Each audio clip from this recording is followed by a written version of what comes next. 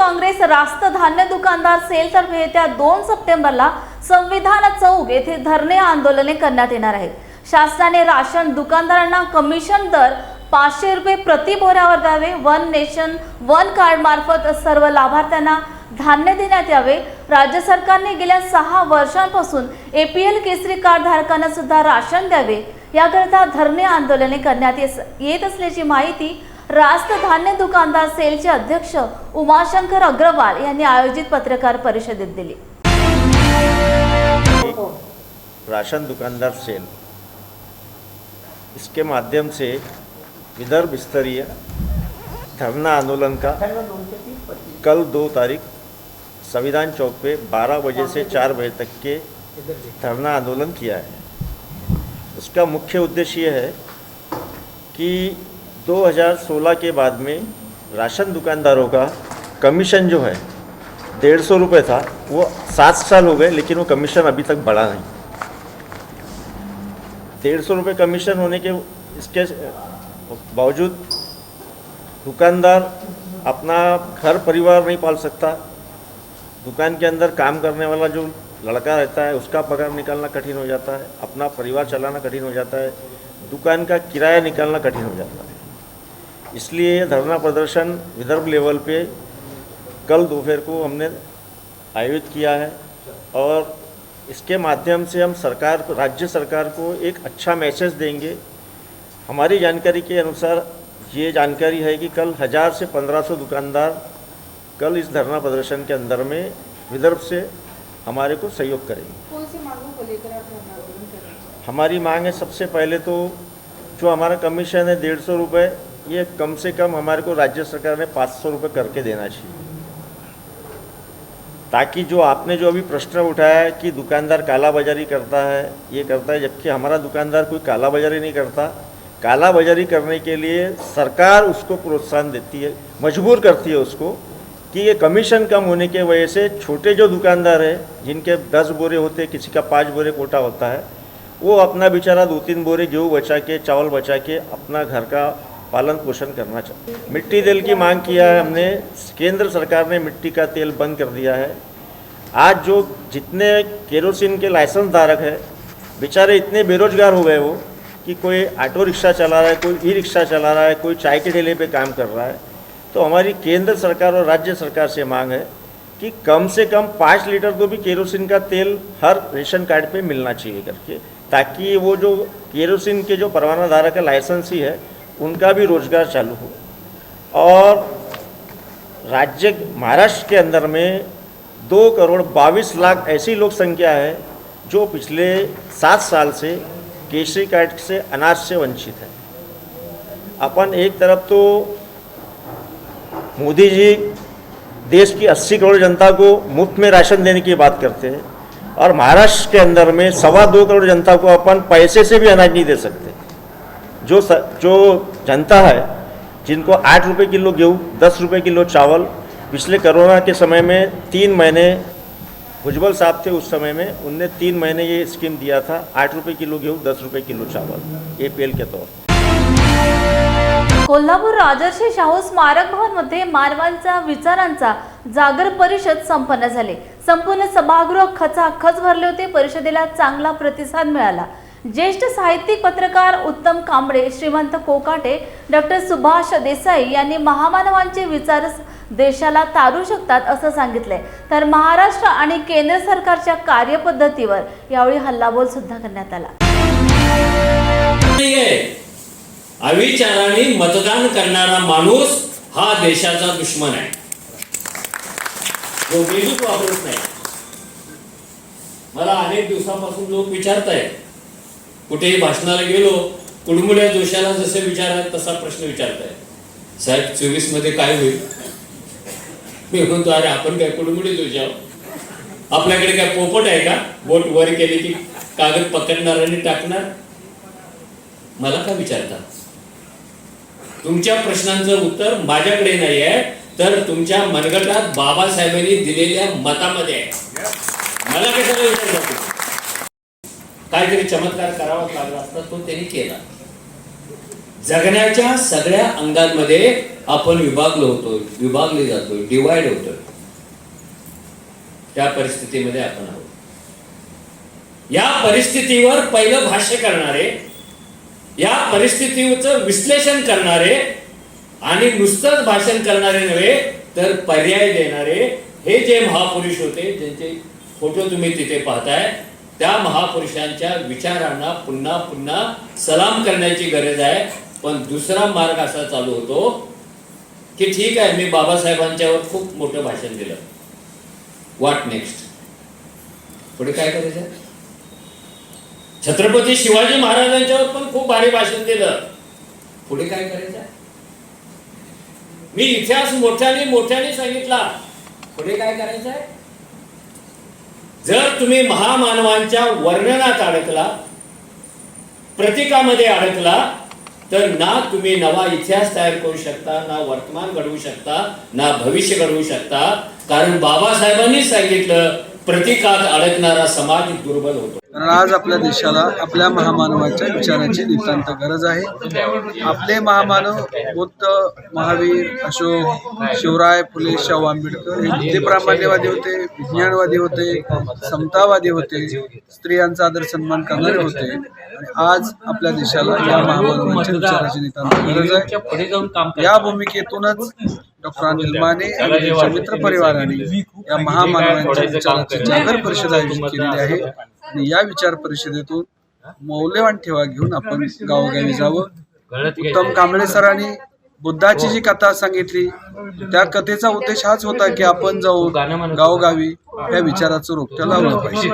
धन्यवाद. सन्माननीय डॉक्टर अनिल माने यांच्या नेतृत्वाखाली आणि भीम जनता संघटना तसेच महाराष्ट्र बहुजन आघाडी या पक्षातर्फे, या संघटनेतर्फे आम्ही खेडोपाडी जाऊन तरुणामध्ये लोकांच्या मध्ये जागृती करण्याचा प्रयत्न केला.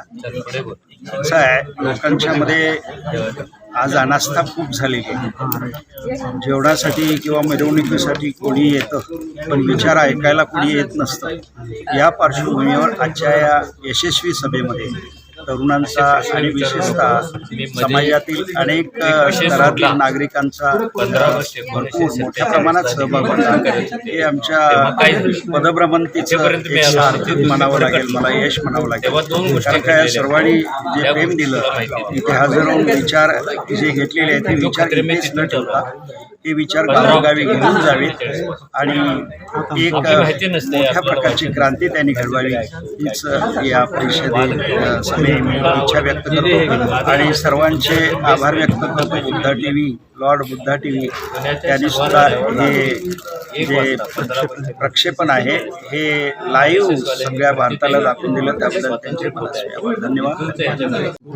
या परिषदेसाठी महाराष्ट्रातील प्रसिद्ध इतिहासकार श्रीमंत भटे साहेब, त्याचबरोबर सकाळचे माजी संपादक आणि मराठी साहित्य संमेलनाचे माजी अध्यक्ष, विचारवंत प्रसिद्ध साहित्यिक उत्तम कांबळे, त्याचबरोबर सुभाष देसाई या तिन्ही मार्गदर्शकांनी सदर परिषदेमध्ये अत्यंत सखोल पद्धतीनं महाराष्ट्रातील आणि भारतातील जे महामानव होते, त्यांची विचारधारा होती आणि जे योगदान होतं ते अतिशय सखोलपणे मांडलं. आणि या परिषदेला मोठ्या प्रमाणामध्ये कोल्हापूरच्या नागरिकांनी प्रतिसाद दिला, त्याबद्दल मी सर्वांचा आभारी आहे. महावितरणचे अधिकारी व कर्मचारी यांच्या दादागिरीवर रोख लावण्याकरिता निवेदन देण्यात येत आहे. महावितरणचे कर्मचारी नियमित बिल भरत असलेल्या ग्राहकांच्या घरी जाऊन त्यांना अपशब्द बोलून जोर जबरदस्तीने धमक्या देत लाईट कपात करतायत. ग्राहकांना मानसिक त्रास होत आहे. कपात केलेले लाईट जोडणीकरिता 350 रुपये वसुली करतायत. महावितरण कर्मचाऱ्यांची अवैध वसुली सुरू आहे. शिवसेना जिल्हा प्रमुख देवेंद्रजी गोडबोले यांच्या नेतृत्वाखाली महावितरण कार्यालयात आंदोलन करण्यात आले.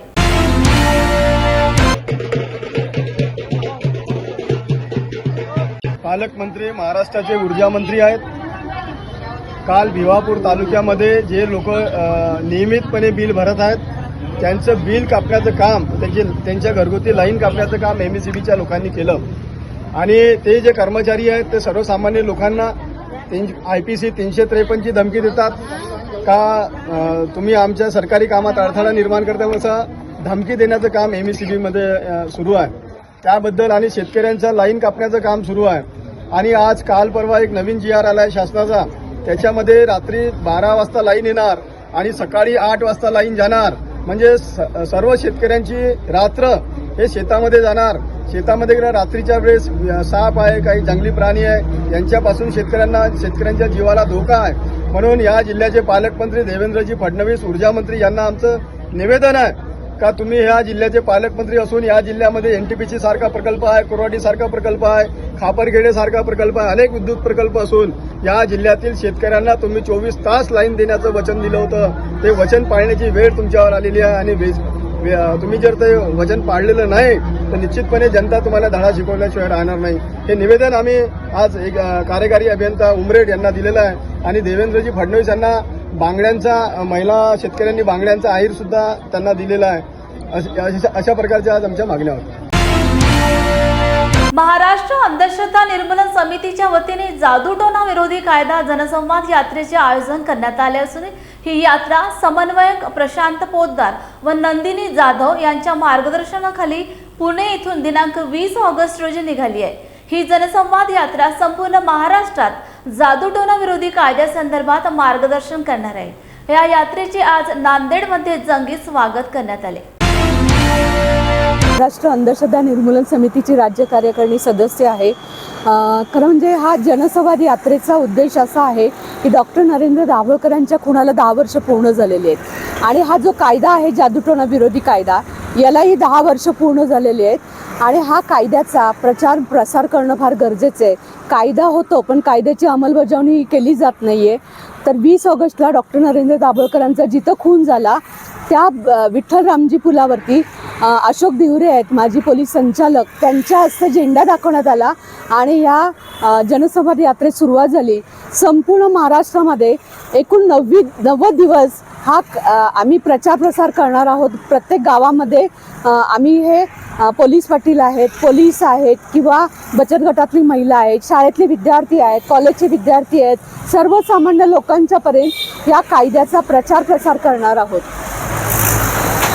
ही यात्रा आता कुठून सुरू झाली आणि कुठे थांबणार आहे? ह्या यात्रेचं पुण्यामधून सुरुवात झालेली आहे 20 ऑगस्ट रोजी आणि त्यानंतर मग नगर, औरंगाबाद, जालना, परभणी असं करत आज हिंगोली आणि आज नांदेडमध्ये आलेली आहे आणि इथून पुढे संपूर्ण विदर्भ विभागामध्ये विदर्भात जाणार आहे. नंतर पश्चिम महाराष्ट्र, कोकण अशा ठिकाणी जाऊन साधारण 90 दिवसांनी ही संवाद यात्रा सातारा किंवा पुणे इथे त्याचा समारोप होईल.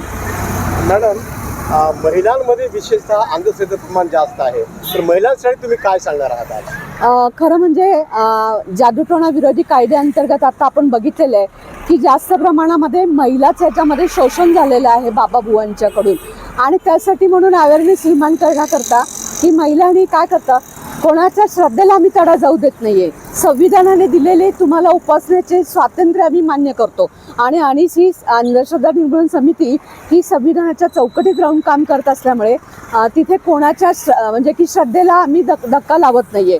पण श्रद्धेच्या नावाखाली किंवा देवाच्या नावाखाली ज्या ठिकाणी शोषण फसवणूक होईल त्या ठिकाणी महाराष्ट्र आणि काम करतं आणि या महिलांना आम्ही हेच सांगत असतो की उपास तपास करून ज्या पद्धतीने केले जातात त्याचे शरीरावरती वाईट परिणाम होतात. तर तुम्ही अशा गोष्टीला कुठल्याही, कारण श्रद्धेचं रूपांतर कधी अंधश्रद्धेमध्ये होतं हे महिलेला कळत नाही आणि मग अशा काही आजार झाले किंवा काही गोष्टीचा करणी झाली, बाणामती झाली असं काही सांगून जे बाबाबुवा आहेत महिलांचं शारीरिक, मानसिक, आर्थिक शोषण करतात. त्याच्यामुळे आम्ही जास्तीत जास्त महिलांच्यापर्यंत पोहोचण्याचाही अंधश्रद्धा निर्मूलन समितीच्या माध्यमातून प्रयत्न करत आहोत. महाराष्ट्र अंधश्रद्धा निर्मूलन समितीतर्फे संपूर्ण महाराष्ट्रात हे 90 दिवसाचं अभियान राबविण्यात येणार आहे. फारच स्तुत्य उपक्रम आहे. आपण बघतो की महाराष्ट्रात आणि पूर्ण भारतात मोठ्या प्रमाणात अंधश्रद्धा वाढत आहेत. त्या कमी करण्याची गरज आहे व आपण शास्त्रीय दृष्टिकोन सर्वांनी बाळगण्याची आवश्यकता आहे. त्यासाठी या समितीतर्फे घेण्यात आलेला हा उपक्रम फारच सुंदर आहे. यासाठी सर्व नांदेडकरांनी साथ देण्याची आवश्यकता आहे असं मला वाटतं, जेणेकरून भारतातील व महाराष्ट्रातील अंधश्रद्धा कमी होण्यास मदत होईल. धन्यवाद. त्या जनसंवाद यात्रेचा उद्देश या कायद्याचा प्रचार आणि प्रसार करणे आहे. या कायद्याचा प्रचार आणि प्रसार प्रॉपरली झाला असता तर कायद्याची अंमलबजावणी व्यवस्थित झालेली असते. आजही आपण बघतो की करणी भानामती याच्या नावाने जे केसेस होतात त्या केसेसचा निकाल जर आपण बघितला तर त्याचं प्रमाण फार कमी आहे आणि केसेस दाखल करण्याचं प्रमाण सुद्धा कमी आहे. त्या लोकांमध्ये जनजागृती व्हावी या कायद्यासाठी, म्हणून या कायद्याचा प्रचार प्रसार करण्यासाठीच हा या यात्रेचं प्रयोजन करण्यात आलेलं आहे. हुआ बहू? माँ, पाइल्स की बहुत तकलीफ हो रही है। तो तुम गुदरोग सर्जन के पास क्यों नहीं गई? देखो, जैसे हार्ट के लिए हार्ट स्पेशलिस्ट, ब्रेन के लिए ब्रेन स्पेशलिस्ट, तो पाइल्स के लिए पाइल स्पेशलिस्ट क्यों नहीं? स्त्री हो या पुरुष, टॉयलेट में तकलीफ केवल पाइल्स ही नहीं, और भी कई प्रकार के गुदरोग तथा कैंसर भी हो सकता है। इसीलिए इसकी प्रत्यक्ष जांच जरूरी है। ठीक है माँ, पर जांच के लिए हम जाएंगे कहाँ? वही काले आयुर्वेदिक पाइल्स हॉस्पिटल में। लेकिन माँ, प्रेगनेंसी में पाइल्स की दवाइयाँ? प्रेगनेंसी में आयुर्वेदिक दवाइयाँ सुरक्षित होती है। जनहित में जारी काले आयुर्वेदिक पाइल्स हॉस्पिटल, औषधि चिकित्सा तथा सर्जरी ट्रीटमेंट उपलब्ध। हमारा पता उमरेड रोड, दिघौरी बस स्टॉप के पास, नागपुर। अधिक जानकारी के लिए वेबसाइट पर जाएं kalepailshospital.com। केंद्रीय मंत्री नितीन गडकरी यांच्या निर्देशानंतर पूर्व नागपुरातील प्रभाग क्रमांक 23 येथे नागपूर सुधार प्रन्यासतर्फे 14 कोटींची विविध विकास कामे सुचविण्यात आली. त्याच्या फायली सुद्धा तयार झाल्या. मात्र या फायली का अडवून ठेवण्यात आल्यात? अधिकाऱ्यांनी कुणाच्या दबावाखाली त्या अडवून ठेवल्या, असा सवाल भाजपाचे नागपूर महानगर महामंत्री व माजी नगरसेवक नरेंद्र उर्फ बाल्या बोरकर यांनी पत्रकार परिषदेच्या माध्यमातून उपस्थित केलाय. मनपा आयुक्त व नागपूर सुधार प्रन्यास सभापती यांच्या दालनात येत्या काही दिवसांमध्ये कचरा फेक आंदोलन करण्याचा इशाराही त्यांनी यावेळी दिलाय. पूर्ण अधिकारी हे जेव्हापासून महानगरपालिका बरखास्त झालेली आहे आणि नगरसेवक लोक आपल्या आपल्या घरी बसलेले आहे किंवा आपले संघटनेचे कामं करत आहे, पण तेव्हापासून या महानगरपालिकेचे कर्मचारी अधिकारी गटर लाईनच्या समस्या, गटर लाईनच्या दुरुस्त्या, नंतर याच्याकडे लक्ष नाही, नंतर लोकांच्या कंप्लेंटा यांच्याकडे लक्ष नाही, चेंबर तुटलेले आहे, झाकणं तुटलेले आहे, यांच्याकडे कोणाचे लक्ष नाही. म्हणून या विरोधामध्ये आज मी प्रेस बोलवली आहे.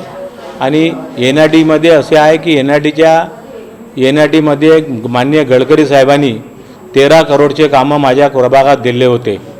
13 करोडचे कामं माझ्या प्रभागात दिले होते आणि 13 करोडचे कामं दिल्यानंतर ते 6 महिने विसरून गेले. 6 महिने विसरून गेल्यानंतर त्यांनी मला 6 महिन्यानंतर फोन आला की त्यांच्या डिपार्टमेंटचा फोन आला की जो तुम्हारी जो 13 करोड की लिस्ट है वो भेजो करके. ती लिस्ट पाठवली मी. नंतर त्यांनी मला बोलून त्या फायला बनवल्या, प्रोसेसले लागल्या आणि प्रोसेसले लागल्यानंतर कोणता अडथळा आला का त्या फायला त्या रोखल्या गेल्या. नंतर या विषयावर तर मी अनेकदा चेअरमॅनसोबत बोललो, पण ते काही सांगायला तयार नाही. पण मला याच्या विषय आहे की हे कोणी रोखल्या हे चेअरमॅननी क्लिअर सांगावं आणि पब्लिकला सांगावं. क्योंकि पब्लिकमध्ये मी जे माहिती दिलेली आहे, पब्लिकला मी सांगितलं तुमच्या गल्लीतला रोड बनणार आहे, तुमच्या वस्तीतला रोड बनणार आहे, तुमच्या घराकडली गटर लाईन बनणार आहे. ही पब्लिकमध्ये मी शून्य पडेन ना. आज पब्लिकला मी सांगितलेलं आहे की जे तुमच्याकडल्या गटर लाईन बनणार आहे, हे बनणार आहे, रोड बनणार आहे. आणि या अगोदर मी तुम्हाला सांगतो, या अगोदर मी नरेश गावंडे असताना आणि सहाय्यक आयुक्त मुरोने असताना दोन्ही चेंबरमध्ये संडासच्या मलमा हा टाकला होता आणि 4 महिने चेंबरमध्ये हे लोक बसू शकले नव्हते. म्हणून मी हे 13 या 14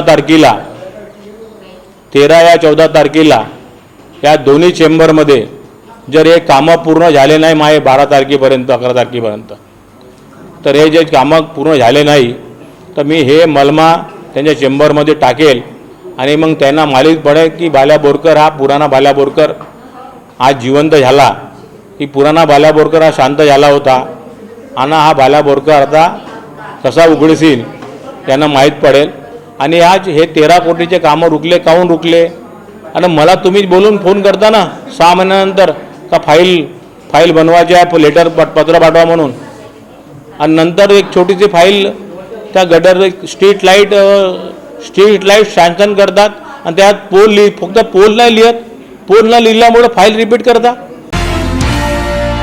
बुलढाणा जिल्ह्यात राज्यात सुरू असलेल्या सरकारी नोकर भरतीत सुरू असलेल्या गोंधळाविरोधात वंचित बहुजन युवा आघाडीचे जिल्हाध्यक्ष सतीश पवार यांच्या नेतृत्वात 1 लाख स्वाक्षरी अभियान सुरू केले आहे. 1 लाख स्वाक्षऱ्या घेऊन नोकर भरती परीक्षेत सुरू असलेल्या गोंधळाबाबत अनेक आक्षेप घेतले जात असताना ही परीक्षा पारदर्शक पद्धतीने राबवून अकारण आकारले जाणारे परीक्षा शुल्क कमी करण्याची मागणी करण्यात आली आहे. ज्या परीक्षा आहेत, ज्या परीक्षा शुल्क आहेत त्या माफ करण्यात याव्या याकरिता वंचित बहुजन आघाडीच्या वतीने या अगोदरही जिल्हाधिकारी कार्यालयासमोर मोठं एक आंदोलन केलं होतं. त्यानंतर एक मोर्चा देखील या ठिकाणी काढण्यात आला होता. आज हे जे आंदोलन आहे ते 1 लाख सुशिक्षित बेरोजगारांच्या स्वाक्षरी अभियान जे आहे ते या ठिकाणी सुरू केलेलं आहे. खुद्द या ठिकाणी आपल्यासोबत वंचित बहुजन युवा आघाडीचे जिल्हाध्यक्ष सतीश पवार आहेत. त्यांच्याकडून आपण जाणून घेऊया काय नेमकं त्यांची यामागची भूमिका आहे आणि सुशिक्षित बेरोजगारांचे जे काही प्रश्न आहेत ते प्रश्न या ठिकाणी हे शासन दरबारी लावून धरण्याचं काम ते सातत्याने करतात. काय सांगा? गेल्या काही महिन्यापासून आम्ही सुशिक्षित बेरोजगारांच्या न्याय हक्कासाठी व जे स्पर्धा परीक्षांचे विद्यार्थी आहेत त्यांना जे काही अवास्तव अवाजवी शुल्क या महाराष्ट्र सरकारने लावलेले आहेत, या धोरणाच्या विरोधामध्ये आंदोलनांची शृंखला आम्ही चालवत आहोत. आपण पाहतच आहात की गेल्या 14 ऑगस्टला आम्ही महामोर्चाचे आयोजन या ठिकाणी केलं होतं व त्या मोर्चाचं निवेदन जिल्हाधिकारी कार्यालय बुलढाणा यांच्या मार्फत मुख्यमंत्र्यांना पाठवलं होतं. त्यानंतर आम्ही या शासनाचं एक लक्ष वेधण्याच्या हेतूने टावर चढो आंदोलन सुद्धा गेल्या 28 तारखेला या ठिकाणी केलं. परंतु त्या आंदोलनाला शासन आणि प्रशासनाचे प्रतिनिधी मध्यस्थी करण्यासाठी आले व त्यांनी शब्द दिला की आम्ही याच्यावर सकारात्मक निर्णय घेत आहोत व त्या संदर्भात पाठपुरावा करीत आहोत. त्यामुळे आम्ही तुर्तास ते आंदोलन आम्ही पुढे ढकललं. परंतु शासनाला या प्रकरणाची तीव्रता जाणून देण्याच्या हेतूने आम्ही 1 लाख स्वाक्षरी अभियान हे सातत्याने राबवत आहोत आणि गेल्या काही दिवसापासून जवळपास 30,000 सह्यांचा टप्पा आमचा पूर्ण झालेला आहे. हे आंदोलन हे स्पर्धा परीक्षेच्या विद्यार्थ्यांच्या मनामध्ये घर करणारं आंदोलन आहे. याची तीव्रता, याची दाहकता ही शासनाला लवकरात लवकर लक्षात यावी ही अपेक्षा आहे. या राज्याचे मुख्यमंत्री माननीय एकनाथजी शिंदे साहेब हे शेतकरी पुत्र आहेत, एका गरीब कुटुंबातून आलेले आहेत. त्यामुळं गरीब विद्यार्थ्याच्या खिशाला 1000 रुपयाची कात्री लागल्याने नेमकं काय होऊ शकते, तो त्याच्या न्याय हक्कापासून कसा वंचित उपेक्षित राहू शकतो याची कल्पना त्यांना असावी. त्यांनी आमच्या 1 लाख स्वाक्षरी अभियानाच्या नंतर जे निवेदन या सरकारला दिलं जाणार आहे. मुख्यमंत्र्यांचा दौरा देखील जिल्ह्यात आहे, तर काय तुमची भूमिका असणार? येत्या 3 तारखेला शासन आपल्या दारी हा उपक्रम बुलढाण्यामध्ये आहे आणि त्याच्या पार्श्वभूमीवरच आम्ही हे आंदोलन करीत आहोत. त्यामुळे आम्ही 1 लाख स्वाक्षरी केलेलं जे निवेदन आहे त्या कार्यक्रमामध्ये मुख्यमंत्री साहेब यांना देणार आहोत. ज्या पद्धतीनं मुख्यमंत्र्यांचा दौरा देखील जिल्ह्यात आहे आणि त्यांना देखील हे निवेदन देणार असल्याची माहिती या ठिकाणी दिली आहे. तर काही सुशिक्षित बेरोजगार आहेत ते आपल्यासोबत आहेत, ते या ठिकाणी स्वाक्षरी अभियानामध्ये सहभागी झाले आहेत. आपण त्यांच्याकडून जाणून घेऊया काय नेमकं त्यांच्या समस्या आहे. काय सांगताल तुम्ही? आज या ठिकाणी सुशिक्षित बेरोजगारांसाठी 1 लाख स्वाक्षरी अभियानानिमित्त मी राज्याचे मुख्यमंत्री यांना सांगू इच्छितो की आज महाराष्ट्रामध्ये ज्या परीक्षा पद्धती आपण राबवत आहोत, या परीक्षा पद्धती राबवताना सर्वसामान्यांचा विचार केला जायला हवा. आज माझ्यासारखे विद्यार्थी, आज लाखो विद्यार्थी अभ्यास करत आहे. यांना या ठिकाणी परीक्षा शुल्क आणि जे परीक्षा सेंटर या ठिकाणी देण्यात येत आहे हे याचं काहीतरी नियोजन असावं. परीक्षा पद्धती ज्या पद्धतीने होतात यामध्ये जे घोटाळे होतात यानुसार जे विद्यार्थ्याचं मनोहनन होत आहे आणि परीक्षा फी ही 1000 रुपये 1500 रुपये असल्या कारणानं काही फॉर्म आम्हाला भरता येत नाही आहे. परीक्षा आर्थिक स्थिती बऱ्याच विद्यार्थ्यांची म्हणजे 100% 90% विद्यार्थ्यांची ही आर्थिक स्थिती हलावलेली आहे आणि त्यांना हे शुल्काविना आपलं या ठिकाणी फॉर्म भरता येत नाही आहे. काही परीक्षा केंद्र आहे, जर का माझ्यासारखे विद्यार्थी बुलढाणा जिल्ह्याचे असून जर का त्यांना स्थानिक जिल्ह्यामध्ये जर परीक्षा केंद्र जर देण्यात आले तर जो वाहतुकीचा खर्च आहे किंवा जाण्या येण्याचा खर्च आहे हा टाळता येईल आणि त्यांची आर्थिक स्थिती कायम राहतील आणि त्यांना पुढे अभ्यास करता येईल. पुन्हा ज्या पद्धतीनं परीक्षा केंद्र जे आहेत स्थानिक मुलांची जे आहे स्थानिक लेवलवर देण्यात यावे अशी देखील भावना या ठिकाणी समोर येत आहे. सर तुम्ही किती शिकले आहात आणि काय नेमकं तुमचं समोरचं ध्येय आहे, कोणती एक्झाम तुम्ही दिलेली आहे आतापर्यंत? मी ग्रॅज्युएशन आहे, BCom ग्रॅज्युएशन झालेलं आहे माझं नाव अमोल दानगे. मी सरळ सेवा भरती परीक्षेची तयारी करतो आहे. परंतु आता मी मागच्या वेळेस तलाठीचा फॉर्म भरला होता आणि मी सेंटर टाकले होते बुलढाणा, अकोला आणि छत्रपती संभाजीनगर. पण मला सेंटर आलं अमरावती. आता अमरावती आल्यामुळं मी बेरोजगार आहे आणि मग माझे वडील गेलेले आहे, त्यामुळं माझ्याकडे एवढा खर्च नाही. अमरावतीला जायला जवळजवळ नाही म्हटलं तरी 1000-1200 रुपये लागतात आणि ट्रॅव्हल्सनं जायचं म्हटल्यानंतर 1600-1400 रुपये सहजही लागतातच. त्यामुळं मी तलाठी भरतीला जाऊ शकलो नाही. याच्यावर मुख्यमंत्र्यांनी काहीतरी विचार करायला हवा आणि जे बेरोजगार आहे आणि ही जे 900-1000 रुपये आकारताय याच्यावर थोडा करतो. ज्या पद्धतीनं जी फी आहे, फी फार मोठ्या प्रमाणात वाढलेली आहे. खाजगी कंपन्यांना ह्या फीचा कॉन्ट्रॅक्ट जो आहे तो दिला गेलेला आहे, तो फी ही माफ करण्यात यावी अशी मागणी देखील विद्यार्थ्यांकडून होत आहे. आपलं काय म्हणणं आहे या संदर्भात? माझं हेच म्हणणं आहे की जे माननीय सन्माननीय सतीशदादा पवार यांनी या युवा वर्गाला जागृत करण्यासाठी आणि झोपलेल्या सरकारला जागृत करण्यासाठी एक स्वाक्षरी न्यायासाठी 1 लाख स्वाक्षरी अभियान हे जे जनजागृती आम्ही करतो आहोत, ही सुशिक्षित बेरोजगारांसाठी आहे. जे ज्याप्रमाणे दादांनी सांगितलं 1900 रुपये ही जी फी आकारण्यात येते ही आम्हाला मान्य नाही. गोरगरीब पहिलेच तर हाताला रोजगार नाही. जे मुलं शिकतात सवरतात, नोकऱ्या निघत नाही, त्याच्यानंतर तुमची जी वयोमर्यादा आहे तीही समाप्त होऊन जाते आणि इकून तिकून जर नोकऱ्या निघाल्याही पण जे शासनाचा दर लादलेला आहे तो आम्हाला मान्य नाही, तो अमान्य करणे. शासनाने लावलेला दर हा मान्य नसून यामध्ये या ज्या परीक्षा शुल्क आहे या माफ करण्यात याव्या यासाठी वेळोवेळी वंचित बहुजन युवा आघाडीच्या वतीने जिल्ह्यात मोठे आंदोलन या ठिकाणी उभे केले आहे आणि हे फी माफी करण्यात यावी अशी मागणी जी आहे युवकांकडून देखील जोर धरू लागली आहे. Deepak More, Lord Buddha TV, Buldhana. जय भीम इंडियाच्या बातमीपत्रात इथेच थांबूया. पुन्हा भेटूया ताज्या घडामोडींसहित. तोपर्यंत जय भीम.